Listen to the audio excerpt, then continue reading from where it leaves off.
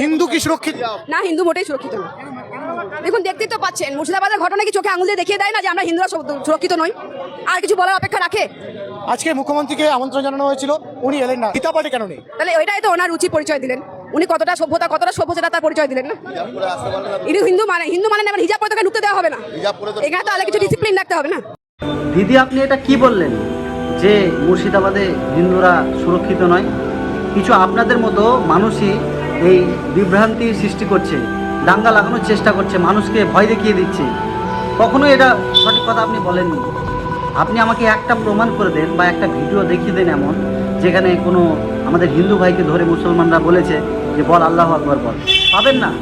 কিন্তু আপনাকে হাজার হাজার ভিডিও দেখাবো যেখানে জান পর্যন্ত নিয়ে নিয়েছে যে বল জয় শ্রীরাম বল, জোর করে। আমি আমার মুসলমান ভাইদেরকে বলবো যে ভাই, আপনারা প্রত্যেকটা আমাদের সনাতনী ভাইদেরকে মহব্বত দিবেন, এবং আপনাদেরকেও বলবো সনাতনী ভাই আপনাদেরকে যে আপনারা ভয় করেন না, একে অপরকে মহব্বত করুন, ভালোবাসুন। এইভাবে আমাদের ভিতরে যদি এতদিন কোনো কিছু হয়নি, এই বিজেপি আসার পরে আজ আমাদের ভিতরে দাঙ্গা ফাসাদ তৈরি হয়ে গেল।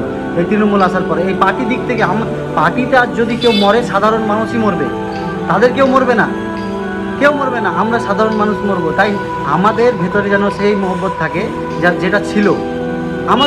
আমারও অনেক হিন্দু বন্ধু আছে, সনাতনী বন্ধু আছে, তবু এখনও কোনো অসুবিধা নাই। কিন্তু এই কিছু মানুষের জন্য, এই কিছু কুলাঙ্গার মানুষের জন্য আজকে এই জিনিসটা হচ্ছে। তো আমরা একে অপরের সাথে মহব্বত করে থাকার চেষ্টা করি।